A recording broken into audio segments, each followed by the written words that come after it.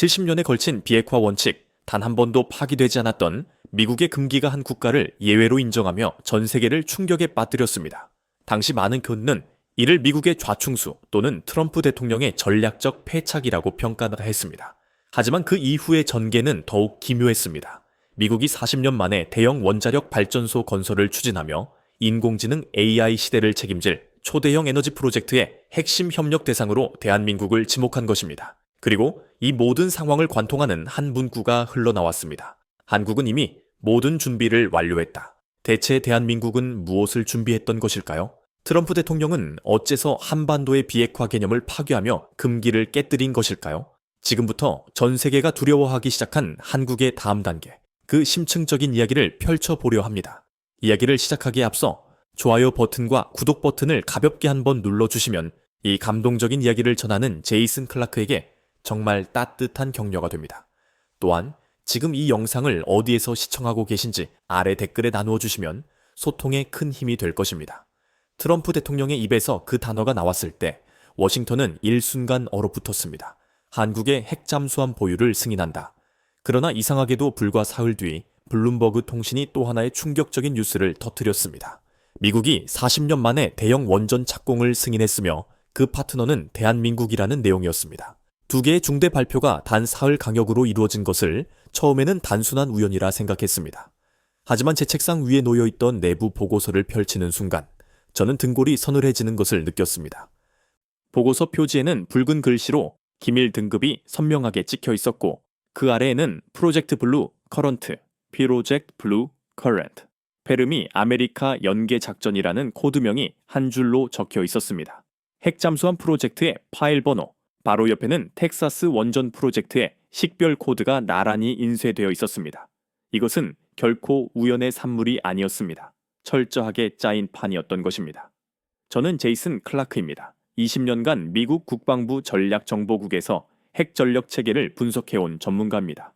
냉전 이후 미국의 핵 억제 정책 설계에 참여했으며 북대서양 조약기구 NATO와 오커스, RUQS, 해협 비확산 기술 분석 위원으로도 활동했습니다. 제가 다루어 온 문서들은 대부분 세상에 공표되지 않는 극비 사항들이었죠. 그런 제 눈에도 그날의 두 발표는 석연치 않은 점이 많았습니다. 트럼프 대통령의 핵잠수함 승인 발언은 순식간에 전 세계 뉴스에 헤드라인을 장식했습니다. 70년간 핵 확산 방지 원칙을 굳건히 고수해온 미국이 동맹국에게 핵 추진 잠수함 기술을 이전한다는 것은 단순한 정책 변화를 넘어선 전투 질서의 근간을 뒤흔드는 선언이었습니다. 국제사회는 발칵 뒤집혔고 국무부는 긴급 회의를 소집했습니다. 유엔 안전보장이사회는 성명 준비에 착수했고요. 바로 그 혼란의 와중에 블룸버그는 두 번째 폭탄을 투하했습니다.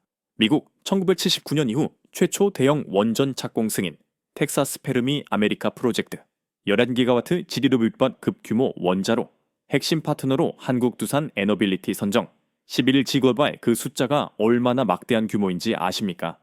이는 미국 전역의 초대형 AI 데이터 센터 10개를 동시에 가동시킬 수 있는 전력량입니다. 40년 만에 부활하는 미국 원자력 산업의 심장부에 한국 기업이 굳건히 자리 잡은 것입니다. 저는 그날 밤 잠을 이룰 수 없었습니다. 핵잠수함과 원자력 발전, 군사 주권과 에너지 주권, 이 두 개의 거대한 발표가 단 사흘 간격으로 터져나온 것이 과연 순수한 우연이었을까요? 다음날 아침, 저는 국방부 지하 3층 문서 보관실로 내려갔습니다.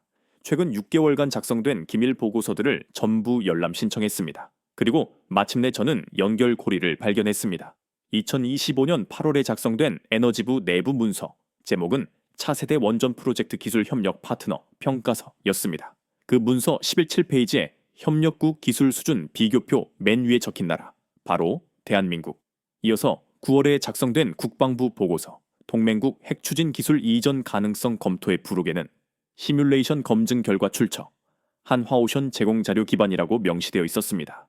10월 초 백악관 국가안보회의 회의록에는 프로젝트 블루 커런트 최종 단계 진입, 한미 통합 검토 완료라고 기록되어 있었습니다. 퍼즐 조각들이 하나씩 맞춰지기 시작했습니다. 저는 손을 떨며 다음 파일을 열었습니다. 국방부와 에너지부가 공동으로 작성한 문서, 이중 기술 통합 전략, 군사와 민수 핵기술의 동시 이전 프레임워크. 그 문서의 첫 페이지, 협력 대상국. 칸에는 단 하나의 국가만 적혀 있었습니다. 대한민국, 제 심장이 격렬하게 두근거렸습니다. 이것은 단순한 기술 협력이 아니었습니다. 이것은 미국이 70년간 절대 양도하지 않았던 두 개의 금기, 즉 핵 잠수함 기술과 대형 원전 기술을 한 국가에게 동시에 같은 타이밍에 이전하려는 치밀한 계획이었습니다. 그것도 몇 달 전부터 이미 완벽하게 준비되어 있었던 계획이었죠. 저는 펜타곤 전략 분석팀 동료인 앨런에게 전화를 걸었습니다. 앨런, 블루 커런트라는 코드명 들어봤어? 앨런은 의아해하며 되물었습니다. 클라크, 그걸 왜 물어? 그거 당신 부서 건데. 작년 말부터 당신네 팀이 주도하던 프로젝트잖아. 한국 관련 통합 검토 말이야. 저는 멍하니 전화를 끊었습니다. 제가 제 부서에서 진행되던 프로젝트의 전말을 제대로 알지 못했던 것입니다. 다음 날, 저는 상사를 찾아가 브리핑을 요청했습니다. 국장은 잠시 저를 바라보더니 고개를 끄덕였습니다. 클라크, 자네 보안 등급으로는 아직 접근할 수 없는 파일들이 있었네. 한미 정상회담 전까지는 공개할 수 없었지. 이제는 세상에 다 알려졌으니 보여줘도 되겠어. 그가 건넨 USB에는 2024년 7월부터 시작된 문서 110불개가 들어 있었습니다. 한국 핵추진 기술 독자 개발 현황 분석, 한국 원전 기술 글로벌 경쟁력 평가, 한미 전략적 기술 통합 로드맵. 제목만 보아도 분명했습니다. 미국은 이미 1년 전부터 한국에게 이 두 가지 핵심 기술을 동시에 넘겨주는 시나리오를 검토하고 있었던 것입니다. 그러나 더욱 충격적인 사실은 그 다음이었습니다. 파일 하나를 열었을 때 저는 숨이 멎는 줄 알았습니다. 한국 핵추진 시뮬레이션 자체 완료 보고 2025년 9월 한국이 이미 핵 잠수함 시뮬레이션을 독자적으로 완료했다는 보고서였습니다. 미국의 승인을 기다리며 준비한 것이 아니라 이미 자체적으로 완성한 뒤 미국의 검증을 기다리고 있었던 것입니다. 원전 파트너 선정 문서도 마찬가지였습니다. 두산 에너빌리티 기술 검증 완료, 미국 원전 기준 충족. 2025년 8월 날짜가 찍혀 있었습니다. 트럼프 대통령이 발표하기 2달 전에 이미 모든 기술적 준비가 끝나 있었던 것입니다. 저는 그제야 진실을 깨달았습니다. 트럼프 대통령의 발표는 승인이 아니었습니다. 이미 완벽하게 완성된 계획의 공개였던 것입니다. 한국은 기술을 숨기고 있었던 것이 아니라 완성된 상태로 미국의 검증을 기다리고 있었습니다. 그리고 미국은 그 검증을 이미 마친 뒤 발표 타이밍만을 조율하고 있었던 것이었죠. 핵 잠수함 발표와 원전 발표 사이에 사흘 간격은 결코 우연이 아니었습니다. 그것은 철저히 계산된 전략적 순서였습니다. 먼저 핵 잠수함 승인으로 전 세계의 이목을 집중시킨 뒤 원전 협력 발표를 통해 그 의미를 완성시키는 전략이었습니다. 메시지는 명확했습니다. 한국은 이제 핵 기술 분야의 완전한 파트너다. 저는 회의실 창문 너머 워싱턴의 하늘을 바라봤습니다. 20년간 핵 전력 체계를 분석해온 제가 이토록 거대한 전략 구도를 읽지 못했다니. 한국은 조용했습니다. 떠들지 않았고 과시하지도 않았습니다. 그저 묵묵히 기술을 완성했고 검증을 기다렸을 뿐이었습니다. 그리고 미국은 그 기술력을 확인한 뒤 70년의 금기를 깨고 문을 열어주었습니다. 아니, 정확히 말하면 문을 연 것이 아니었습니다. 한국이 이미 서 있던 그 자리를 미국이 마침내 인정한 것이었죠. 저는 그날 밤 오랜 동료 에드워드에게 메시지를 보냈습니다. 에드워드, 한국에 대해 우리가 아는 것이 전부가 아닐지도 몰라. 답장은 간결했습니다. 클라크, 자네도 이제야 알았나? 나는 작년부터 알고 있었네. 저는 다시 보고서를 펼쳤습니다. 한 문장이 눈에 들어왔습니다. 대한민국은 핵 기술을 무기가 아닌 하나의 체계로 통합한 유일한 국가. 그 순간 저는 깨달았습니다. 한국은 허락을 기다린 것이 아니었습니다. 완성을 기다리고 있었던 것입니다. 트럼프 대통령의 발표는 끝이 아니라 이미 끝난 이야기의 서막에 불과했습니다. 그리고 이제 그 이야기의 진짜 속내를 파헤쳐야 할 때였습니다. 블루 커런트 프로젝트의 전말을 파악한 뒤 저는 한 가지 의문에 사로잡혔습니다. 왜 하필 지금일까? 왜 미국은 40년 만에 원전을 다시 짓기로 결정했을까? 그것도 한국과 함께 말입니다. 답은 의외로 가까운 곳에 있었습니다.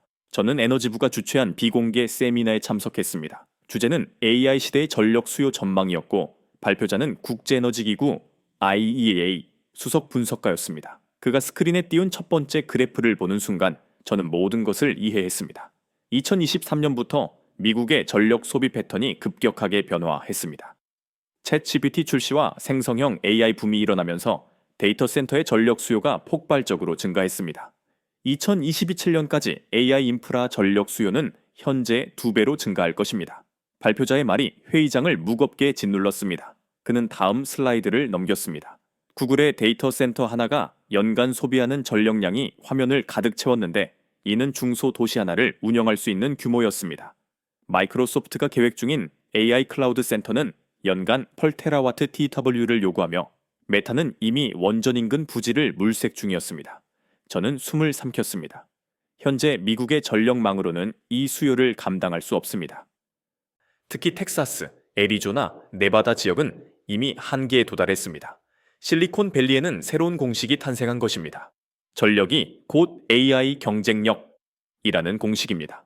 아무리 뛰어난 알고리즘을 개발해도 그것을 구동할 전기가 없다면 무용지물이었습니다. 재생에너지로는 불가능합니다. 발표자의 단호한 목소리가 회의장을 채웠습니다. 태양광은 밤에는 작동하지 않으며 풍력은 바람이 불 때만 돌아갑니다. 배터리 저장 기술은 아직 AI 수요를 감당할 수준이 아닙니다.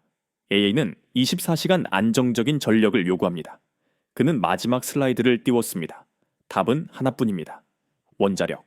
미국이 AI 산업 주도권을 유지하려면 향후 10년간 최소 50기가급의 원전을 새로 건설해야 했습니다. 이는 50기의 원전 규모였습니다.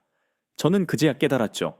페르미 아메리카 프로젝트의 1192급 원전은 단지 시작에 불과하다는 것을. 세미나가 끝난 뒤 저는 에너지부의 고위 관계자인 존을 붙잡았습니다. 존, 솔직히 물어봐도 될까요? 왜 하필 두산 에너빌리티였습니까? 존은 잠시 망설이더니 조용히 말했습니다. 클라크, 자네도 알겠지만 미국은 1979년 이후 단 한 기의 대형 원전도 제때 완공하지 못했네. 보글 3, 4호기가 겨우 2023년에 가동되었지만 그것도 예산 초과와 공기 지연으로 난리였지. 그의 목소리가 낮아졌습니다. 우리에게는 경험이 없어. 설계도는 있지만 실제로 짓는 현장 경험이 없다고. 하지만 한국은 달라. 존은 창밖을 바라봤습니다. 2009년 한국이 아랍에미리트 UAE 바라카 원전을 수주했을 때를 기억하나? 전 세계가 비웃었어. 경험도 없는 나라가 중동 사막 한가운데 원전 4기를 짓겠다고 나섰으니까. 저도 당시 전문가들이 회의적이었던 것을 기억했습니다. 하지만 2020년 바라카 1호기가 상업 가동에 들어갔네. 예정보다 6개월이나 빨랐지. 이어서 2021년 2호기, 2022년 3호기, 2024년 4호기까지 전부 완공했어. 공기를 단축하거나 정확히 맞췄고 예산은 단 한 푼도 초과하지 않았지. 존은 저를 똑바로 바라봤습니다. 클라크, 이 업계에서 그런 실적은 기적이야. 한국은 섭씨 50도의 사막 모래 폭풍, 담수 부족이라는 극한의 환경에서 기술력을 검증했어. 그리고 두산의 원자로 기술은 이미 검증된 상태야. 웨스팅하우스 기반 설계를 한국식으로 개량한 것인데 효율은 더 높고 안전성도 입증됐지. 그는 잠시 멈췄다가 덧붙였습니다. 클라크, 자네도 보고서에서 봤겠지만 이건 단순한 하청이 아니야. 두산은 원자로 핵심 모듈 전체를 직접 설계하고 제작해. 우리는 그것을 검증하고 승인하는 입장이지. 저는 그날 밤 집으로 돌아와 두산 에너빌리티 관련 자료를 모두 찾아봤습니다. 바라카 프로젝트의 타임라인이 화면을 채웠습니다. 2009년 12월 수주 발표. 프랑스 아레바, 미국 지휘를 제치고 한국 컨소시엄이 선정되었을 때 당시 계약 금액은 200억 달러였습니다. 세계 언론은 한국이 과연 해낼 수 있을지 반신반의했죠. 그러나 숫자는 거짓말을 하지 않았습니다. 2012년 착공, 2020년 1호기 상업 가동 시작, 계획보다 6개월 앞당긴 성과였습니다. 이어서 2024년까지 4기 전부 완공, 중동 사막 한가운데에서 한국이 만든 원전 4기가 성공적으로 가동되고 있었습니다. 그리고 이제 그 기술이 미국 본토로 건너온 것입니다. 저는 페르미 아메리카 프로젝트의 공식 발표문을 다시 한번 읽었습니다. 텍사스 아마릴로에 건설될 빌치 기리벼급 원전은 미국 AI 산업의 심장이 될 것입니다. 이 프로젝트는 릭 페리 전 에너지 장관이 주도하며 원자로 핵심 모듈은 두산 에너빌리티가 공급합니다. 릭 페리는 트럼프 행정부 1기에서 에너지 장관을 지낸 인물이었습니다. 그가 나선 프로젝트라는 것은 이것이 단순한 민간 사업이 아님을 의미했습니다. 저는 펜타곤 내부망에 접속하여 관련 문서를 검색했습니다. 2025년 9월 국방부 에너지부 합동보고서, AI 군사 인프라 전력 확보 전략 보고서를 열자마자 한 문장이 눈에 들어왔습니다. AI 기반 국방 시스템의 안정적 운용을 위해 텍사스 페르미 프로젝트의 전력 20%를 국방부에 우선 배정. 이것은 민간 프로젝트가 아니었습니다. 명백한 국방 프로젝트였던 것입니다. AI가 단순히 챗봇을 구동하는 시대를 점호를 넘어 미군의 지휘 통제 시스템, 드론 작전, 사이버전 플랫폼을 움직이는 시대였습니다. 그 모든 시스템을 가동하려면 막대한 전력이 필요했고 그 전력을 공급할 원전의 심장을 한국이 만들고 있었던 것입니다. 저는 의자의 기대천장을 바라봤습니다. AI의 두뇌는 실리콘밸리에 있었지만 그 두뇌를 움직이는 심장은 한국이 만들고 있었던 것입니다. 문득 한 가지 의문이 떠올랐습니다. 왜 핵잠수함 승인과 원전 프로젝트가 같은 시기에 발표되었을까? 저는 다시 블루 커런트 프로젝트 문서를 펼쳤습니다. 그리고 결정적인 사실을 발견했습니다. 한국 원전 기술 검증 결과 군사용 전력 공급 안정성 확보 가능 판정. 검증 날짜는 2025년 8월이었습니다. 미국은 한국의 원전 기술을 철저히 검증한 뒤야 비로소 핵 잠수함 승인 결정을 내렸던 것입니다. 논리는 간결했습니다. 한국이 이 정도의 원전 기술을 가졌다면 핵 추진 기술도 충분히 감당할 수 있다. 원전 기술 검증이 핵 잠수함 승인의 전제 조건이었던 것입니다. 저는 전율했습니다. 한국은 원전 기술로 국제적 신뢰를 쌓았고 그 신뢰가 핵 잠수함이라는 다음 단계로 이어진 것이었습니다. 기술이 아니라 신뢰를 수출한 것이었죠. 그날 밤 저는 쉽게 잠들지 못했습니다. AI가 세상을 근본적으로 바꾸고 있었지만 그 AI를 움직이는 힘은 대한민국에서 흘러나오고 있었습니다. 40년 만에 부활한 미국 원전의 심장을 한국이 다시 뛰게 만들고 있었던 것입니다. 2025년 11월, 저는 텍사스로 직접 날아갔습니다. 페르미 아메리카 프로젝트 현장을 두 눈으로 직접 봐야겠다는 생각이 들었기 때문입니다. 아마릴로 공항에서 차로 2시간, 황량한 사막을 달려 도착한 곳은 거대한 건설 현장이었습니다. 출입구에서 신분증을 제시하고 헬멧을 받았습니다. 국방부 신분증 덕분에 특별 출입 허가를 받을 수 있었죠. 현장 책임자인 마이클 브라운이 저를 안내했습니다. 클라크 박사님, 이쪽입니다. 건설 현장 한가운데에는 거대한 콘크리트 기초부가 놓여 있었고 그 위로 크레인들이 움직이며 수백 명의 인부들이 작업 중이었습니다. 저기 보이는 것이 2호기 원자로 경납 건물 기초입니다. 지금 원자로 코어 모듈을 설치하는 중이에요. 저는 숨을 삼켰습니다. 크레인이 천천히 움직이며 수백 톤 무게의 거대한 강철 덩어리를 내려놓고 있었습니다. 원자로 압력 용기였습니다. 단 하나의 실수도 용납되지 않는 원전의 심장이었습니다. 그런데 그 순간 저는 제 눈을 의심했습니다. 압력 용기 표면의 용접선 바로 위에 선명하게 새겨진 각인 두산 에너빌리티 코리아 한글 이름이었습니다. 미국 땅 한가운데 40년 만에 짓는 원전의 심장부에 새겨진 한국 기업의 이름. 저는 발이 땅에 붙은 듯 움직일 수 없었습니다. 놀라셨나 보네요. 뒤에서 누군가 말을 걸었습니다. 돌아보니 50대 후반쯤 되어 보이는 백인 남성이었습니다. 저는 마이클 브라운입니다. 이 프로젝트의 수석 엔지니어죠. 제이슨 클라크입니다. 국방부에서 왔습니다. 무엇이 궁금하십니까? 저는 원자로를 가리켰습니다. 저 각인, 저것이 정식 계약 사항입니까? 마이클은 빙긋 웃었습니다. 물론이죠. 저것은 단순한 로고가 아닙니다. 품질 보증 각인입니다. 두산이 직접 제작하고 검증한 모듈이라는 증표죠. 그는 태블릿을 꺼내 도면을 보여줬습니다. 이 원자로는 두산이 설계한 것입니다. APR-400 기반 개량형이죠. 우리 엔지니어들이 검토하고 승인했지만 핵심 설계는 전부 한국 측이 담당한 것입니다. 저는 도면을 들여다봤습니다. 복잡한 배관 구조, 냉각 시스템, 제어봉 배치도, 모든 페이지, 오른쪽 하단에 두산 에너빌리티의 로고가 박혀 있었습니다. 웨스팅하우스는요? 마이클의 표정이 묘해졌습니다. 웨스팅하우스는 자문 역할입니다. 기술 자문이라고요? 그는 잠시 말을 아끼더니 천천히 입을 열었습니다. 원래는 웨스팅하우스가 주도할 예정이었습니다. 하지만 2025년 초 설계 검토 단계에서 문제가 발생했죠. 그들의 설계안은 예산을 30%나 초과했고 공기도 2년 더 걸린다는 결론이 나왔습니다. 마이클은 한숨을 쉬었습니다.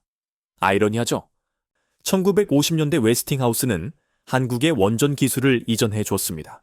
우리의 1호기가 그들의 기술로 지어졌죠. 그런데 지금은 그는 원자로를 가리켰습니다. 지금은 한국이 그들에게 자문을 구하는 것이 아니라 그들이 한국 기술을 검증하는 입장이에요. 역전된 거죠. 완전히. 저는 숨이 막혔습니다. 그래서 대안을 찾던 중 두산의 제안서를 받았죠. 그들은 UAE 바라카 원전의 실제 건설 데이터를 제시했습니다. 공기, 예산, 안전성 전부 입증된 실적이었죠. 그는 저를 바라봤습니다. 클라크 박사님, 이 업계에서 실적만큼 강력한 증거는 없습니다. 두사는 말이 아니라 숫자로 증명했습니다. 저는 다시 원자로를 바라봤습니다. 용접공들이 정밀 작업을 진행하고 있었습니다. 한 치의 오차도 허용되지 않는 작업이었죠. 저기 보이는 분들이 한국 기술진입니다. 마이클이 가리킨 곳에는 파란색 헬멧을 쓴 사람들이 모여 있었습니다. 헬멧에는 태극기가 붙어 있었죠. 현재 350명의 한국 엔지니어와 기술자가 이 현장에 파견되어 있습니다. 설치 감독부터 용접 품질 검사까지 전부 그들이 책임집니다. 저는 그들에게 다가갔습니다. 한 젊은 엔지니어가 태블릿으로 용접 부위를 촬영하고 있었습니다. 확대된 화면에 용접선이 선명하게 보였습니다. 검사 완료. 세 번째 용접선 이상 없음. 그의 억양에서 한국어가 묻어났습니다. 옆에서 다른 기술자가 초음파 탐상기를 대었습니다. 내부 결함제로 통과. 두 사람은 태블릿에 전자 서명을 했습니다. 0.0mm의 오차도 허용되지 않는 정밀 검사였습니다. 실례지만 어느 대학 출신이세요? 그는 고개를 들었습니다. 서울대학교 원자핵공학과요. 졸업 후 두산에 입사해서 바라카 프로젝트 3년을 거쳤고 지금은 여기 파견 6개월째입니다. 바라카 경험이 도움이 됩니까? 당연하죠. 사막 한가운데 원전 짓는 것이나 여기나 비슷해요. 다만 여기는 규제가 더 까다롭고 서류가 10배는 많아요. 그는 웃으며 덧붙였습니다. 그래도 기술은 똑같아요. 원자로는 거짓말하지 않거든요. 저는 현장을 천천히 걸었습니다. 용접공들이 불꽃을 튀기며 작업하고 감독관들이 도면을 펼쳐 체크하고 크레인이 부품을 옮기는 광경, 그 모든 과정에서 한국 기술진이 중심에 있었습니다. 문득 한 장면이 눈에 들어왔습니다. 회의용 컨테이너 안에서 웨스팅하우스 로고가 새겨진 재킷을 입은 엔지니어 2명이 한국 엔지니어의 설명을 듣고 있었습니다. 저는 가까이 다가가 귀를 기울였습니다.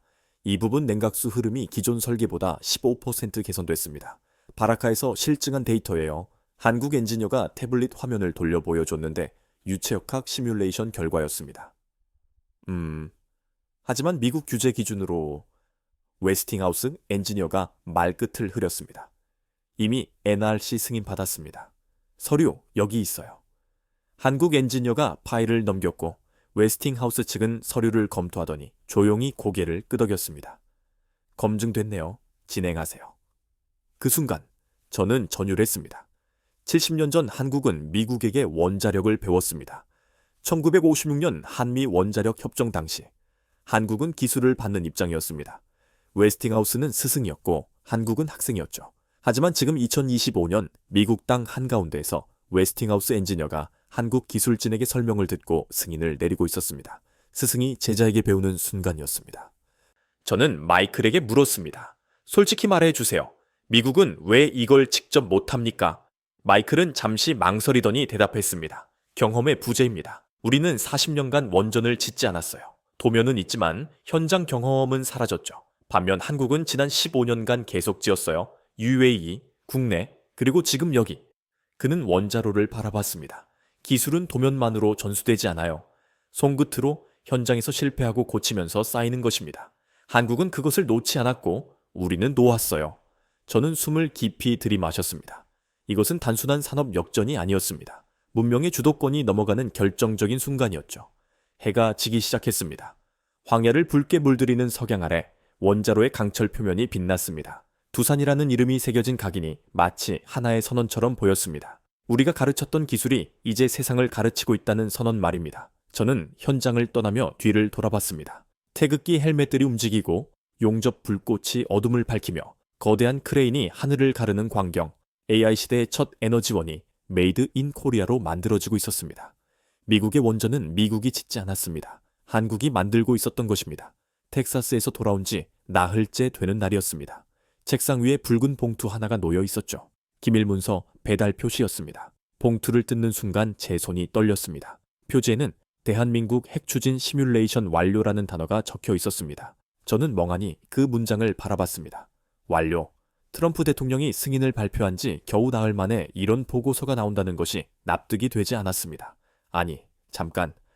저는 문서의 날짜를 확인했습니다. 작성일 2025년 9월 15일, 트럼프 대통령 발표는 10월 29일이었습니다. 이 보고서는 발표보다 한 달 반이나 먼저 작성됐던 것입니다. 저는 페이지를 넘겼습니다. 보고서 첫 장 요약 부분이 눈에 들어왔습니다. 한 화오션이 주도한 핵추진 잠수함 시뮬레이션은 미국 해군 기준 25선전 7% 신뢰도로 검증 완료됨.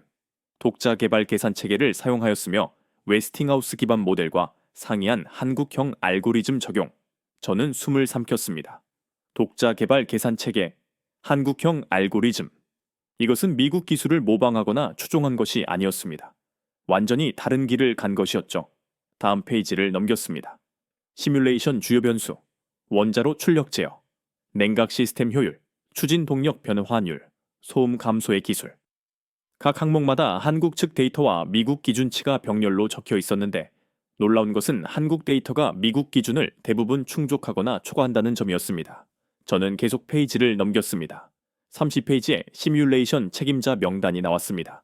프로젝트 총괄, 정민우 한화오션 선임연구원, 시스템 설계, 이수진 해군사관학교 교수, 그리고 맨 아래 한 이름이 눈에 들어왔습니다. 주도 시뮬레이션 엔지니어, 김재민. 저는 그 이름을 보는 순간 심장이 두근거렸습니다. 20년 전 제가 한국에서 근무할 때 알았던 한국 해군 장교가 있었습니다. 김민준 중령. 우리는 한미 연합훈련 기간 동안 가까워졌고 그는 종종 자신의 가족 이야기를 했죠. 클라크, 우리 아들이 카이스트 기계공학과에 들어갔어요. 잠수함 설계를 하고 싶대요. 그때 그 아들의 이름이 김재민이었습니다. 저는 손을 떨며 휴대폰을 꺼냈습니다. 김민준의 번호는 아직 제 연락처에 남아 있었습니다. 전화를 걸었습니다. 몇 번의 신호음 끝에 익숙한 목소리가 들렸습니다. 여보세요? 민준, 나야. 제이슨, 오랜만이야. 어떻게 된 일이야?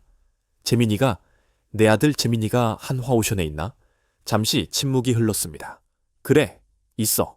왜? 저는 숨을 깊이 들이마셨습니다. 민준, 자네 아들이 엄청난 일을 해냈어. 무슨 말이야? 핵 추진 시뮬레이션. 재민이가 주도 엔지니어였어. 내 책상 위에 그 보고서가 있어. 전화 너머로 김민준의 놀란 숨소리가 들렸습니다. 재민이가 그걸... 그래. 그리고 이건 미국 기술을 따라 한 게 아니야. 완전히 독자적인 한국 방식이야. 김민준은 한참 말이 없었습니다. 제이슨, 나는 몰랐어. 재민이가 그런 프로젝트에 참여하는지. 기밀이었을 거야. 하지만 이제 공개됐어. 트럼프 대통령의 승인 발표. 그건 재민이와 그 팀이 이미 끝낸 일을 공식적으로 인정한 거였어. 세상에. 저는 보고서를 다시 펼쳤습니다. 민준, 자네가 20년 전 내게 한국 잠수함 기술에 대해 말했던 거 기억나? 그때 자네는 언젠가 한국도 독자 기술로 핵 잠수함을 만들 거라고 했지. 그랬지. 그게 꿈이었어. 그 꿈을 자네 아들이 이루었어. 전화를 끊고 저는 다시 보고서로 돌아왔습니다. 보고서 중간쯤 기술 상세 부분이 나왔습니다. 한국형 핵추진 시뮬레이션 코드명 해룡 하이롱. 저는 해룡의 코드 구조 다이어그램을 들여다봤습니다. 미국의 핵 잠수함 시뮬레이션은 웨스팅하우스 S-사인지 원자로 모델 기반이었습니다. 하지만 한국의 해룡 시스템은 완전히 다른 접근법을 택했습니다. 소형 원자로 효율 최적화, 저소음 추진 시스템 통합, 연료 교체 주기 연장 설계. 각 항목마다 한국 연구진의 독자적인 해법이 적용되어 있었습니다. 보고서 말미에 평가 의견이 적혀 있었습니다. 본 시뮬레이션은 미 해군 기준을 충족하며 일부 항목에서는 현존하는 미 해군 버지니아급 잠수함 성능을 초과함. 특히 저소음 설계와 연료 효율 부분에서 주목할 만한 성과를 보임. 저는 의자의 등에 기대어 앉았습니다. 트럼프 대통령은 승인한 것이 아니었습니다. 이미 완성된 결과를 공표했을 뿐이었죠. 한국은 허락을 기다리지 않았습니다. 완성을 기다리고 있었던 것입니다. 저는 펜타곤 동료 앨런에게 다시 전화를 걸었습니다. 앨런, 해룡이라는 코드명 들어봤어? 해룡? 한국 프로젝트 말하는 거야. 그래, 핵 추진 시뮬레이션. 앨런이 한숨을 쉬었습니다. 클라크, 그거 우리 분석팀이 6개월 동안 검토한 거야. 솔직히 말하면 우리가 예상했던 것보다 훨씬 앞서 있었어. 어떤 면에서? 전부. 설계 철학부터가 달라. 한국은 미국식의 대형 고출력 원자로 대신 소형 고효율 모델을 선택했어. 그게 오히려 더 현실적이야.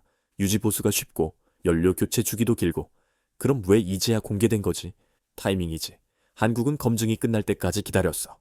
그리고 우리가 확인하고 승인할 때까지도 서두르지 않았어. 확실하게 끝낸 다음에 공개한 거지. 저는 전화를 끊고 창밖을 바라봤습니다. 워싱턴의 하늘은 흐렸습니다. 보고서의 마지막 문장이 머릿속에 맴돌았습니다. 대한민국은 핵 추진 기술을 독자적으로 완성한 세계 7번째 국가가 될 준비를 마쳤다. 7번째.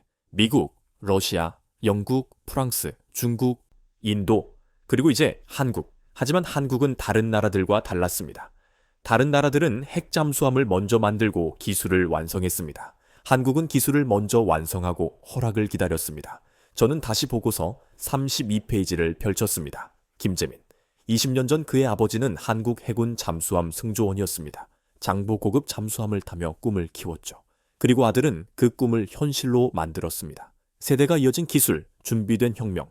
저는 그날 밤 오래된 사진첩을 꺼냈습니다. 2005년 부산 해군기지에서 찍은 사진. 김민준 중령과 제가 장보 고급 잠수함 앞에서 찍은 사진이었습니다. 그 잠수함은 독일 기술로 만들어진 것이었습니다. 한국은 그때 독자 기술이 없었죠. 하지만 20년 뒤 그의 아들이 세계 최고 수준의 핵 잠수함 시뮬레이션을 완성했습니다. 저는 사진을 내려놓고 다시 보고서를 펼쳤습니다. 부록에 시뮬레이션 코드 일부가 첨부되어 있었습니다. 저는 코드 전문가는 아니었지만 한 가지는 확실히 알 수 있었습니다. 이 코드는 미국 것을 단순히 번역한 것이 아니었습니다. 완전히 다른 언어로 쓰여 있었습니다. 한국의 언어. 미국이 해독하지 못한 한국만의 기술 언어였습니다. 저는 그날 밤 잠들기 전 김민준 중령에게 메시지를 보냈습니다. 재민이에게 전해줘. 그가 해낸 일이 얼마나 대단한지. 답장은 새벽에 왔습니다. 고마워, 제이슨. 하지만 재민이는 아직 끝나지 않았다고 해. 이건 시작일 뿐이라고. 저는 그 메시지를 보며 미소 지었습니다. 시작일 뿐. 한국은 멈추지 않을 것입니다. 해룡 시뮬레이션 보고서가 공개된 뒤 워싱턴과 싱크탱크는 들썩였습니다. 국방부 회의실마다 한국 핵잠수함 이야기가 오갔습니다. 이제 정말 한국이 핵잠수함을 갖게 되는 건가? 기술은 준비됐다고 하던데 그럼 언제 실물이 나오는 거지? 저도 궁금했습니다. 그래서 저는 해군 추진 프로그램 책임자인 피터 라이언 제독을 찾아갔습니다. 제독님, 한국 핵잠건에 대해 여쭤봐도 될까요? 라이언 제독은 고개를 끄덕였습니다. 알겠네, 클라크. 자네도 궁금하겠지. 솔직히 여쭙겠습니다. 한국이 정말 핵잠수함을 만들 수 있습니까? 라이언은 잠시 창밖을 바라보다가 입을 열었습니다. 기술적으로는 가능해. 시뮬레이션을 받겠지만 그들은 이미 설계를 끝냈어. 조선 기술도 세계 최고 수준이고. 그럼 무엇이 문제입니까? 라이언 제독이 책상 서랍을 열어 서류 하나를 꺼냈습니다. 이게 문제야. 제목을 보는 순간 저는 이해했습니다. 한미 원자력 협정 개정안 검토 보고서. 클라크, 핵잠수함은 기술만으로 움직이는 게 아니야. 연료가 필요해. 고농축 우라늄 말입니까? 그래. HEU, 농축도 90% 이상의 우라늄. 핵잠수함 원자로는 그게 필요해. 하지만 한국은 1956년 이후 단 한 번도 HEU를 다룬 적이 없어. 저는 숨을 삼켰습니다. 한미 원자력 협정이 그것을 금지하고 있다는 것을 알고 있었습니다. 맞아. 한국은 저농축 우라늄만 사용할 수 있어. LEU, 농축도 5% 미만. 민간 원전용이지. 라이언 제독은 한숨을 쉬었습니다. 한국은 핵잠수함의 모든 부품을 만들 수 있어. 선체, 추진 시스템, 제어 장치, 소나 무기 체계, 전부 다. 하지만 단 하나, 연료만은 못 만들어. 허락이 필요하다는 말씀이군요. 그것도 단순한 허락이 아니야. 핵연료 재처리 권한. 그건 NPT 핵확산 금지 조약 체제의 핵심이거든. 한번 허락하면 전 세계 비확산 체계가 흔들려. 저는 창밖을 바라봤습니다. 그럼 한국은 어떻게 하려는 겁니까? 그게 문제야. 한국은 지금 두 가지 길을 연구 중이야. 하나는 LEU를 사용하는 핵잠수함 개발. 기술적으로는 훨씬 어렵지만 협정 위반은 아니지. 그것이 가능합니까? 프랑스가 연구하고 있어. 하지만 아직 실용화는 안 됐어. 연료 교체 주기가 너무 짧고 효율도 떨어지고. 두 번째 길은요. 라이언이 저를 똑바로 바라봤습니다. 협정 개정, HEU 사용 허가를 받는 거지. 그게 가능할까요? 트럼프 대통령은 이미 승인했다고 발표했어. 하지만 그건 시작일 뿐이야. 의회가 통과시켜야 하고 IAEA 승인도 받아야 해. 쉽지 않아. 저는 그날 밤 한국의 핵연료 연구 자료를 찾아봤습니다. 한국원자력연구원 보고서가 눈에 들어왔습니다. 저농축 우라늄 기반 핵추진 시스템 연구. 이영민 교수 주도. 보고서를 열어봤습니다. 이영민 교수는 서울대학교 원자핵공학과 교수였습니다. 그는 지난 10년간 LEU 핵추진 시스템을 연구해왔죠. 보고서에는 놀라운 내용이 담겨 있었습니다. LEU 사용 시 원자로 크기는 HEU 대비 2.3배 증가하나 기술적 실현 가능성 확인, 연료 교체 주기는 5년으로 HEU의 25년 대비 짧으나 운용 가능 수준. 한국은 포기하지 않았습니다. 허락을 기다리면서도 독자적인 해법을 끈질기게 찾고 있었던 것입니다. 저는 이영민 교수의 인터뷰를 찾아봤습니다. 2025년 10월 네이버 뉴스와의 인터뷰였습니다. 기자가 물었습니다. 교수님, 한국이 핵 잠수함을 갖는 것이 가능할까요? 이 교수의 대답이 인상적이었습니다. 핵 잠수함은 금속이 아니라 결심으로 움직입니다. 기술은 이미 준비됐습니다. 이제 필요한 것은 의지입니다. 저는 그 문장을 여러 번 읽었습니다. 결심으로 움직인다. 연료보다 강한 것이 있다는 뜻이었죠. 저는 다시 라이언 제독을 찾아갔습니다. 제독님, 한 가지 여쭙고 싶습니다. 만약 한국이 LEU 핵 잠수함을 독자 개발한다면 미국은 어떻게 반응할까요? 라이언은 잠시 생각하더니 대답했습니다. 인정할 수밖에 없겠지. 그건 협정 위반이 아니니까. 오히려 놀라운 기술 성과로 평가받을 거야. 하지만 비효율적이지 않습니까? 그래. 하지만 한국이 그것을 해낸다면 그건 단순한 기술 이상의 의미를 갖게 돼. 어떤 의미입니까? 의지의 증명이지. 한국은 허락받지 못해도 길을 찾는다는 증명. 저는 숨을 깊이 들이마셨습니다. 한국은 모든 준비를 끝냈습니다. 설계도, 시뮬레이션, 조선기술, 제어 시스템.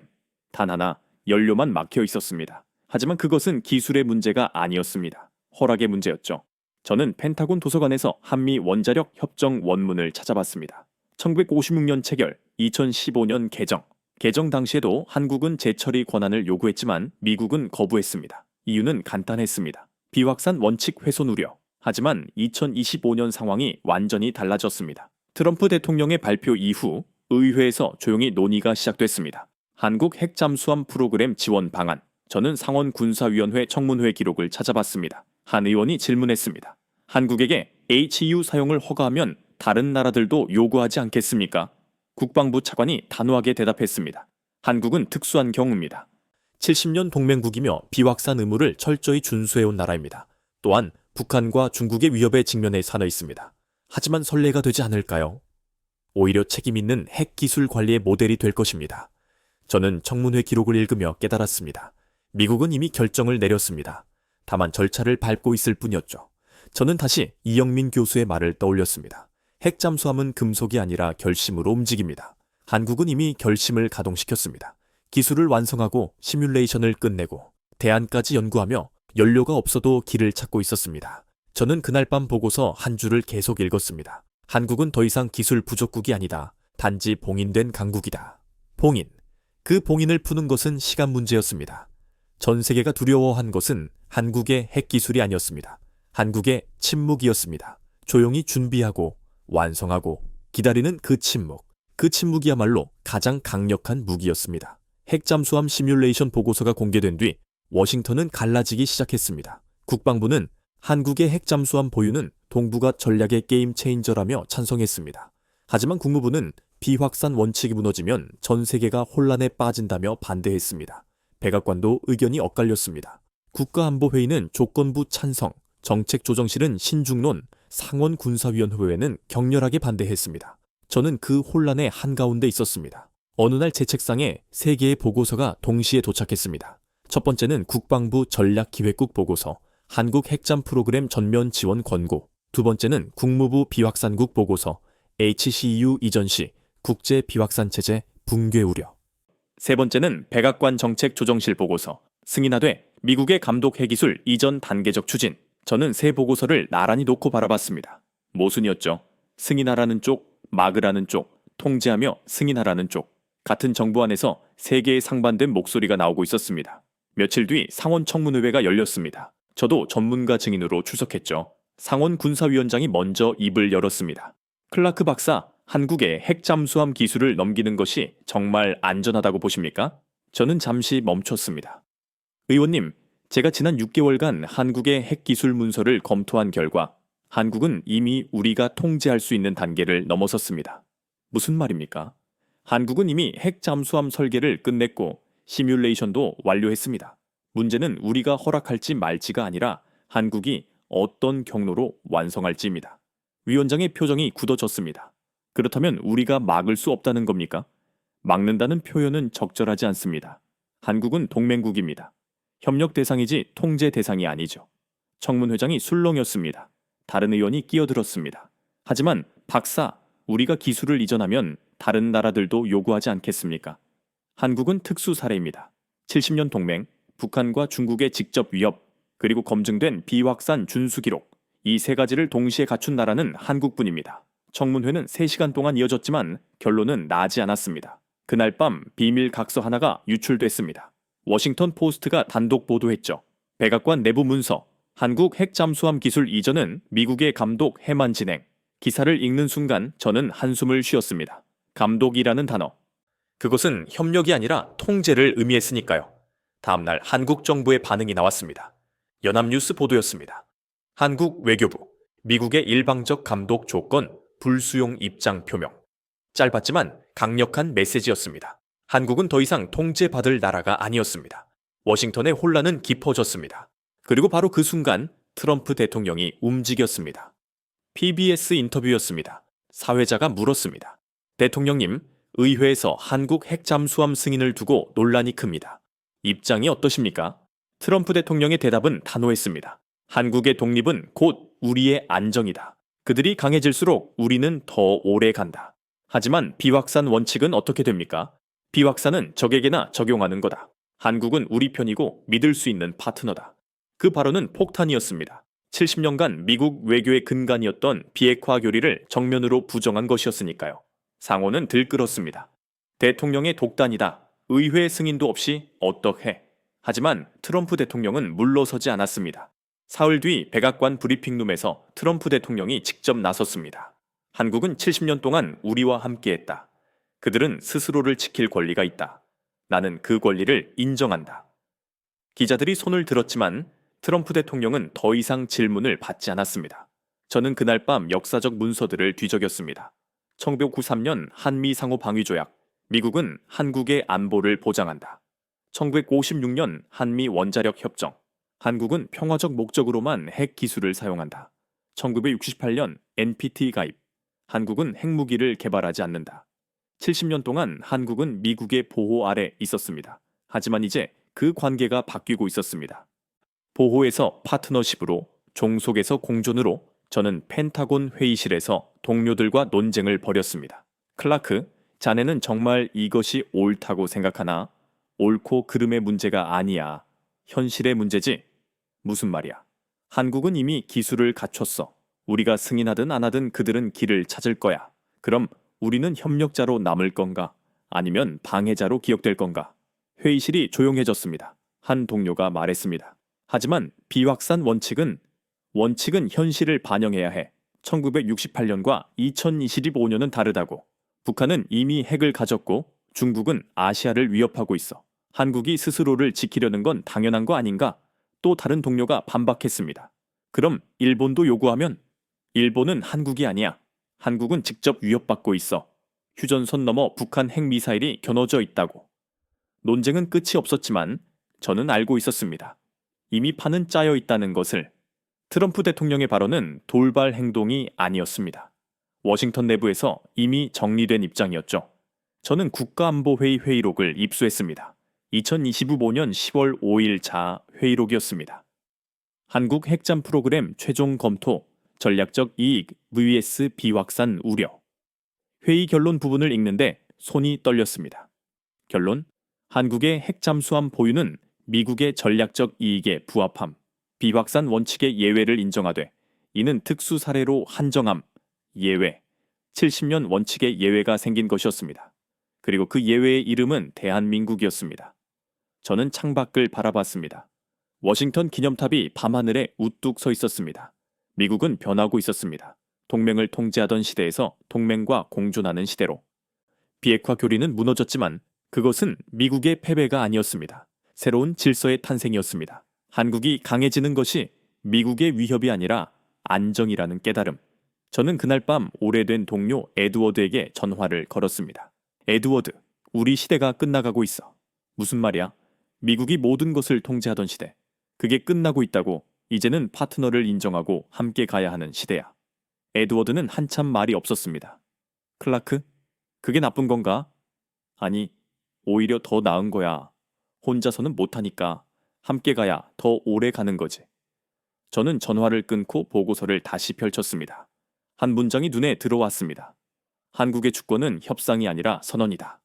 통제는 두려움의 다른 이름이었습니다. 미국이 제어하려는 순간 한국은 이미 독립해 있었습니다. 비핵화의 종말은 공존의 시작이었습니다. 그리고 그 공존의 첫 파트너가 한국이었던 것이죠. 트럼프 대통령의 발언 이후 워싱턴은 새로운 국면으로 접어들었습니다. 하지만 이상한 일이 벌어졌습니다. 상원이 조용히 움직이기 시작한 것입니다. 10월 중순 상원 국방수권법 본회의. 저는 방청석에 앉아 있었습니다. 의장이 법안 하나를 상정했습니다. 주한미군 감축금지법. 내용은 간단했습니다. 향후 10년간 주한미군 병력을 현재 수준 이하로 감축할 수 없으며 필요시 증강할 수 있다.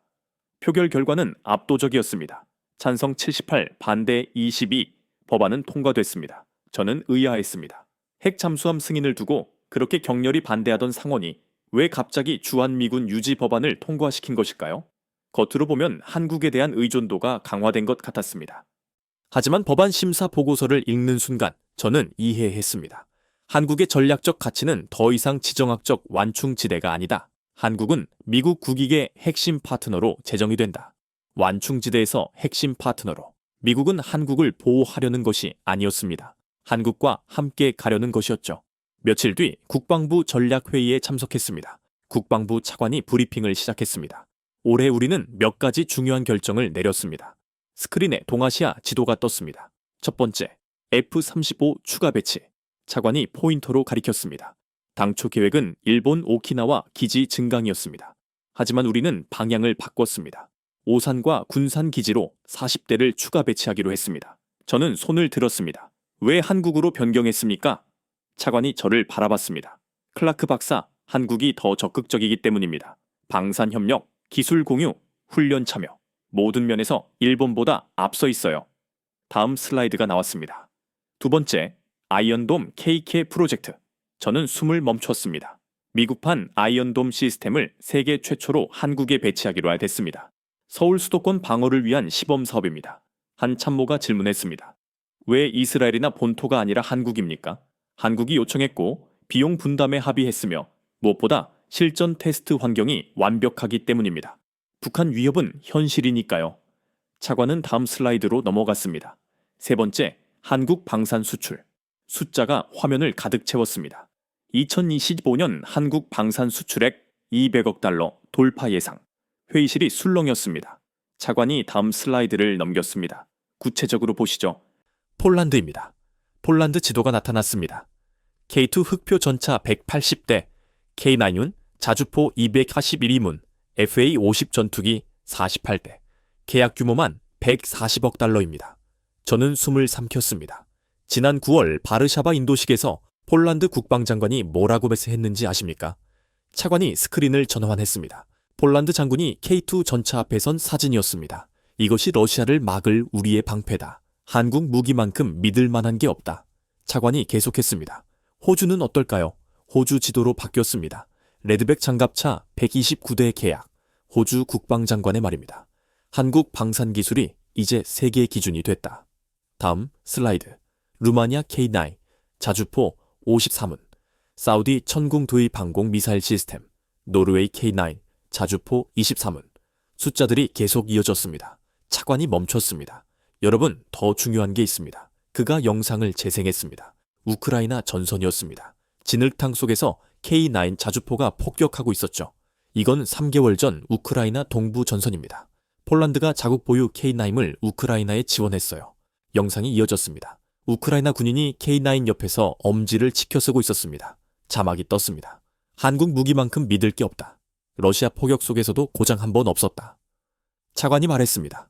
실전 검증입니다. 한국 무기가 실제 전쟁에서 증명되고 있어요. 그리고 그 소식이 전 세계로 퍼지고 있죠. 저는 전율했습니다. 한국 무기가 유럽에서 러시아를 막고 있었던 것입니다. 차관이 결론을 내렸습니다. 폴란드, 호주, 루마니아, 사우디. 한국산 무기 체계가 전 세계로 퍼지고 있습니다. 그리고 그 무기들 대부분이 미국 기술 기반입니다. 차관이 우리를 둘러봤습니다. 여러분, 이게 무슨 의미인지 아십니까? 한국이 강해질수록 우리 동맹 체계가 강해진다는 겁니다. 저는 그제야 깨달았습니다. 이건 계산이었습니다. 한국에 F-35를 배치하면 한국 공군이 강해집니다. 한국 공군이 강해지면 중국과 북한을 견제할 수 있죠. 그럼 미국은 동아시아에서 더 안정적으로 작전할 수 있습니다. 한국에 아이언돔을 배치하면 서울이 보호됩니다. 서울이 안전하면 한국 경제가 안정되고 한국 경제가 안정되면 미국 기업들도 안심하고 투자하죠. 한국 방산이 수출되면 미국 기술이 검증됩니다. 검증된 기술은 다시 미국으로 돌아와 업그레이드되고 그럼 미국 방산도 함께 성장하는 것입니다. 손순환이었습니다. 회의가 끝난 뒤 저는 차관에게 다가갔습니다. 차관님, 솔직히 여쭙겠습니다. 우리는 한국을 키우려는 겁니까? 아니면 이용하려는 겁니까? 차관은 빙긋 웃었습니다. 클라크, 그 두 가지가 다른가? 동맹이란 서로를 키우는 거야. 한국이 강해지면 우리도 강해져. 제로섬 게임이 아니라고. 저는 그날 밤 지난 70년 한미동맹 역사를 되짚었습니다. 1953년 한국전쟁 휴전. 미국은 한국의 군대를 주둔시켰습니다. 한국을 지키기 위해서였죠. 1906총 70년대. 미국은 한국의 기술을 이전했습니다. 산업화를 돕기 위해서였죠. 1988, 90년대. 한국은 경제 강국으로 성장했지만 여전히 안보는 미국 의존이었습니다. 2000년대. 한국은 IT와 반도체로 세계 시장을 주도했습니다. 미국은 그것을 지켜봤습니다. 2010년대. 한국은 방산과 조선으로 부상했습니다. 미국은 경계했습니다. 그리고 2020년대. AI, 원전, 핵잠, 반도체. 한국은 더 이상 미국의 동맹이 아니었습니다. 미국 전략의 축이었습니다. 다음 날, 저는 예상치 못한 만남을 가졌습니다. 펜타곤 1층 로비에서였습니다. 휠체어에 앉은 노인 한 분이 태극기를 들고 계셨죠. 저는 다가갔습니다. 실례지만 어떻게 오셨습니까? 노인이 고개를 들었습니다. 90세쯤 되어 보였습니다. 저는 로버트 던입니다. 한국전 참전 용사죠. 저는 숨이 멎는 듯 했습니다. 어느 부대셨습니까? 해병 1사단. 1950년 인천 상륙 작전에 참가했어요. 그리고 장진호 전투도. 그의 눈이 먼 곳을 바라봤습니다. 추웠어요. 영하 40도. 동료들이 얼어 죽었죠. 하지만 우린 싸웠어요. 한국을 지키기 위해서. 저는 무릎을 꿇으렸습니다. 왜 오늘 여기 오셨습니까? 노인이 신문을 꺼냈습니다. 워싱턴 포스트 한 면이었습니다. 한국 핵잠수함 기술 완성. 세계 7번째 핵 추진 국가로. 이 기사를 봤어요. 그래서 여기 왔죠. 내가 지킨 나라가 어떻게 됐는지 보고 싶었어요. 노인의 손이 떨렸습니다. 클라크 박사, 70년 전 내가 본 한국은 폐허였어요. 아무것도 없었죠. 우리가 주는 군용 식량으로 연명하던 나라였어요. 그가 신문을 쓰다듬었습니다. 그런데 지금 핵 잠수함을 만든다고요? 미국 원전을 짓는다고요? 노인의 눈에서 눈물이 흘렀습니다. 내가 흘린 피가 헛되지 않았구나. 내 친구들이 그곳에서 죽은 게 헛되지 않았어. 저는 노인의 손을 잡았습니다. 선생님, 한국은 선생님의 은혜를 잊지 않았습니다. 그리고 이제 그 은혜를 세계에 되갚고 있어요. 노인이 저를 바라봤습니다. 그럼 이제 한국이 세계를 지키는 거군요. 그러겠습니다. 노인은 오래 말이 없었습니다. 그러다 천천히 입을 열었습니다. 70년 전 우린 한국을 위해 싸웠어요. 공산주의를 막기 위해서였죠. 하지만 이제 한국이 세계를 지키는군요. 선생님, 이게 진짜 동맹의 완성 아닙니까? 저는 고개를 끄덕였습니다. 노인이 태극기를 들어 올렸습니다. 이 깃발을 지키기 위해 내 친구들이 죽었어요. 그리고 이 깃발이 이제 세계를 지키는군요. 그는 태극기를 가슴에 안았습니다. 고마워요 한국. 우리가 지킨 보람이 있어. 저는 눈물을 삼켰습니다. 경비원이 다가와 휠체어를 밀었습니다. 노인이 떠나며 손을 흔들었죠. 저는 로비에 한참 서 있었습니다. 70년, 한 노병이 목격한 한국의 변화, 폐허에서 핵잠수함 보유국으로, 피보국에서 세계 방위산업 강국으로. 저는 펜타곤 도서관에서 오래된 문서를 찾았습니다. 1950년대 합참 보고서, 한국은 공산주의 확산을 막는 최전선이다. 최전선, 그게 한국의 역할이었습니다. 하지만 2025년 국방부 전략 문서는 달랐습니다. 한국은 인도 태평양 전략의 핵심 파트너이자 기술 동맹의 중추다. 최전선에서 중추로, 방패에서 창으로. 미국은 더 이상 한국을 지키려 하지 않았습니다. 한국과 함께 싸우려 했습니다. 저는 동료에게 물었습니다. 존, 솔직히 말해봐. 우리는 한국이 없으면 동아시아를 유지할 수 있어? 존은 고개를 저었습니다. 불가능하지. 일본은 평화 헌법 때문에 제한적이고 필리핀은 역량이 부족해. 한국만이 중국을 견제할 수 있는 유일한 파트너야. 그럼 핵 잠수함 승인은 어쩔 수 없는 선택이었던 거네. 선택이라기보단 필수였지. 한국이 약하면 우리도 약해져. 한국이 강해야 우리가 오래 가는 거야. 저는 창밖을 바라봤습니다. 펜타곤 앞 광장에 성조기가 펄럭였습니다. 그 옆에 태극기도 함께 걸려 있었습니다. 동맹의 상징이었죠. 하지만 이제 그 의미가 달라졌습니다. 미국이 한국을 지키는 것이 아니라 한국과 미국이 함께 세계를 지키는 것. 저는 그날 밤 로버트 던 노병에게 편지를 썼습니다. 선생님, 선생님이 지킨 나라는 이제 세계를 지키고 있습니다. 선생님의 희생은 헛되지 않았습니다. 저는 보고서 한 줄을 계속 읽었습니다. 한국은 더 이상 방패의 뒤의 나라가 아니다. 함께 드는 방패다. F-35의 그림자가 서울 하늘을 덮는 것은 공포가 아니었습니다. 신뢰였습니다. 아이언돔의 첫 레이더가 작동하는 순간 저는 알았습니다. 진짜 동맹이 시작됐다는 것을. 한국의 자립은 미국의 안정을 완성시켰습니다. 세계는 이제 한국을 중심으로 돌아가고 있었습니다. 필라델피아 조선소. 저는 다시 그곳으로 날아갔습니다. 텍사스 원전 현장을 본 지 한 달 뒤였습니다. 이번에는 다른 프로젝트 때문이었죠. 공항에서 조선소까지 차로 1시간, 델라웨어 강을 따라 내려가는 길이었습니다. 차창 밖으로 펼쳐진 풍경을 보며 저는 이 조선소의 역사를 떠올렸습니다. 1940년대 이곳은 미국 최대 조선소 중 하나였습니다. 제2차 세계대전 때 전함과 구축함을 만들던 곳이었죠. 1950년대에는 한국 전쟁에 파견될 군함들이 이곳에서 건조됐습니다. 하지만 냉전 종식 후 상황이 달라졌습니다. 1990년대부터 주문이 줄었고 2000년대엔 대부분의 도크가 폐쇄됐습니다. 2010년 조선소는 사실상 문을 닫았습니다. 녹슨 크레인, 무너진 도크, 떠난 노동자들, 필라델피아의 자랑이었던 조선소는 폐허가 됐고 지역 경제는 무너졌으며 수천 명이 일자리를 잃었습니다. 저는 2015년 이곳을 한번 방문한 적이 있었습니다. 그때 본 광경이 아직도 기억납니다. 부서진 철문, 깨진 유리창, 녹슨 기계들, 경비원이 말했었죠. 이곳은 이제 끝났어요. 다시는 돌아오지 않을 겁니다. 하지만 2024년 기적이 일어났습니다. 한화오션이 이 조선소를 인수한 것입니다. 당시 미국 언론은 떠들썩했습니다. 한국 기업이 미국 역사적 조선소를 부활시킨다. 필라델피아의 잃어버린 명예를 한국이 되찾아준다. 1년 만에 조선소는 완전히 변했습니다. 조선소 정문에 도착했을 때 저는 눈을 의심했습니다. 2012년에 봤던 녹슨 철문은 사라졌습니다. 새로운 간판이 붙어 있었죠. 한화오션 필라델피아 조선센터. 한글과 영어가 함께 적혀 있었습니다. 출입증을 받고 안으로 들어갔습니다. 거대한 도크가 펼쳐졌습니다. 10년 전 무너져 있던 그 도크가 이제 생생하게 살아 움직이고 있었습니다. 크레인이 돌아가고 용접 불꽃이 튀고 수백 명의 노동자가 움직였죠. 그리고 그곳에서 저는 믿을 수 없는 광경을 봤습니다. 한쪽에서는 잠수함 선체 모듈이 조립되고 있었습니다. 다른 쪽에서는 원전 부품이 가공되고 있었죠. 군사 주권과 에너지 주권, 이 두 개의 프로젝트가 한 공장 안에서 동시에 진행되고 있었습니다. 현장 책임자인 제임스 코너가 저를 맞았습니다. 클라크 박사님, 환영합니다. 저는 이곳 운영 책임자입니다. 여기서 뭘 만드는 겁니까? 제임스가 도크를 가리켰습니다. 저쪽은 버지니아급 잠수함 모듈 조립 라인이에요. 한화오션이 설계 지원하고 있죠. 이쪽은 페르미 원전 부품 제작 라인입니다. 두산 엔지니어들이 감독하고 있어요. 저는 숨을 삼켰습니다.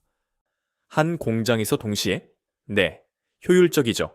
용접, 절단, 조립 설비를 공유하니까요. 그리고 품질 관리 시스템도 통합됐습니다.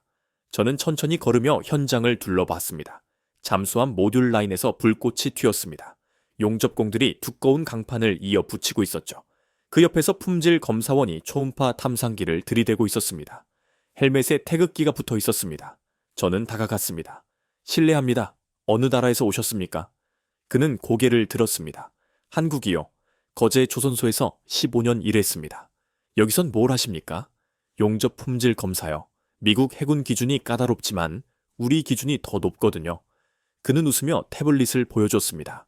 화면에 용접선 단면이 확대되어 있었습니다. 영고친 빼보미 피트 오차도 잡아냅니다. 이게 한국의 품질이에요. 저는 원전 부품 라인으로 이동했습니다. 거대한 열교환기가 선반 위에 놓여 있었어요. 두산 로고가 새겨져 있었죠. 한 엔지니어가 측정 장비로 치수를 확인하고 있었습니다. 검사 완료, 공차 범위 내, 출하 승인. 그의 억양도 한국어였습니다. 저는 제임스에게 물었습니다. 여기 한국 기술자가 몇 명이나 됩니까? 현재 480명입니다. 엔지니어, 용접 품질 관리사. 이 조선소 전체 인력의 40%가 한국인이에요. 저는 전율했습니다. 문득 제임스가 조선소 구석을 가리켰습니다. 박사님, 저쪽에 흥미로운 것이 있습니다. 보여드릴까요? 우리는 낡은 사무동으로 걸어갔습니다. 벽에 오래된 액자들이 걸려 있었죠. 제임스가 한 액자를 가리켰습니다. 1953년 사진입니다. 흑백 사진이었어요. 이 조선소에서 건조 중인 구축함이 보였습니다. 설명판에 적혀 있었죠. DD-931 포레스트 셔먼급 구축함. 1953년 3월 진수. 한국 전쟁 지원 임무 투입. 저는 사진을 자세히 들여다봤습니다. 구축함 선체에 용접 작업을 하는 노동자들, 크레인으로 부품을 옮기는 모습, 진수식을 준비하는 해군 장교들. 이 군함은 한국으로 갔어요. 동해안 봉쇄 작전에 투입됐죠. 제임스가 설명했습니다. 저는 다음 사진을 봤습니다. 1953년 7월 부산항에 정박한 그 구축함. 갑판 위에 성조기가 펄럭이고 있었습니다. 이 배가 한국을 지켰어요. 70년 전에. 저는 말없이 사진을 바라봤습니다. 그리고 창밖을 봤습니다. 지금 이 순간 같은 도크에서 무엇이 만들어지고 있는지. 제임스, 저 구축함이 건조됐던 도크가 어디죠? 태번 도크입니다. 지금 거기서 모듈 만들고 있어요. 저는 세번 도크로 걸어갔습니다. 70년 전 이곳에서 한국을 지키러 갈 군함이 만들어졌습니다. 그리고 지금 같은 자리에서 한국 기술로 미국 핵 잠수함 모듈이 만들어지고 있었습니다. 도크 안거대한 잠수함 모듈. 그 표면에 새겨진 각인 Made by 한화 Ocean Philadelphia Ship Center. 저는 무릎을 꿇었습니다. 한 손으로는 오래된 사진을 쥐고 다른 손으로는 차가운 잠수함 선체를 만졌습니다. 1953년 미국이 한국을 위해 만든 바에 2025년 한국이 미국을 위해 만드는 배. 70년의 시간이 하나의 원을 그렸습니다. 그때는 우리가 한국을 위해, 지금은 한국이 우리를 위해. 제임스가 조용히 말했습니다. 저는 고개를 끄덕였습니다. 이게 진짜 동맹이군요. 서로를 위하는 것. 해가 지기 시작했습니다. 저는 야외 작업장으로 나갔습니다. 델라웨어 강 너머로 석양이 붉게 물들었죠. 그때 저는 한 무리의 사람들을 봤습니다. 파란 작업복을 입은 미국 관료단이었습니다. 국방부와 에너지부 고위 관계자들이었죠. 그들은 조용히 서서 현장을 바라보고 있었습니다. 한 관료가 태극기 헬멧을 쓴 기술자를 가리키며 말했습니다. 저들이 우리의 미래를 만들고 있군. 다른 관료가 고개를 끄덕였습니다. 70년 전엔 우리가 그들을 도왔지. 이제는 그는 말을 잇지 못했습니다. 저는 그 침묵의 의미를 알았습니다. 이제는 한국이 미국을 돕고 있다는 것, 아니, 돕는다는 표현도 맞지 않았습니다. 함께 만들고 있었습니다. 저는 도크 한가운데로 걸어갔습니다. 잠수함 모듈 위에 각인이 새겨져 있었습니다. 한화오션이 만들었다는 표시. 그 옆 원전 부품에도 같은 각인이 있었죠. 두산 에너빌리티가 선명하게 쓰여졌습니다. 저는 무릎을 꿇고 그 각인을 만졌습니다. 차가운 강철이었지만 그 속에서 뜨거운 무언가가 느껴졌습니다. 주권. 한국은 무기를 만든 것이 아니었습니다. 문명을 만들고 있었습니다. 핵 잠수함은 군사 주권의 시작이었고 원전은 에너지 주권의 완성. 그 둘이 한 공장에서 동시에 만들어지고 있었습니다. 저는 일어서서 하늘을 올려다봤습니다. 별이 하나둘 떠오르고 있었습니다. 문득 20년 전 부산에서 본 풍경이 떠올랐습니다. 그때 한 한국 조선소는 유조선과 컨테이너선을 만들고 있었죠. 민간 선박이었습니다. 하지만 지금은 달랐습니다. 핵 잠수함 모듈과 원전 부품, 한국 기술은 세계의 중심으로 들어왔습니다. 제임스가 다가왔습니다. 박사님, 내일 첫 모듈 인도식이 있습니다. 참석하시겠어요? 물론이죠. 다음 날 아침 조선소 광장에 사람들이 모였습니다. 미국 해군 제독, 에너지부 장관, 한화오션 임원진, 두산 관계자들. 태극기와 성조기가 나란히 걸렸습니다. 식은 간단했습니다. 한화오션 CEO가 먼저 연단에 섰습니다.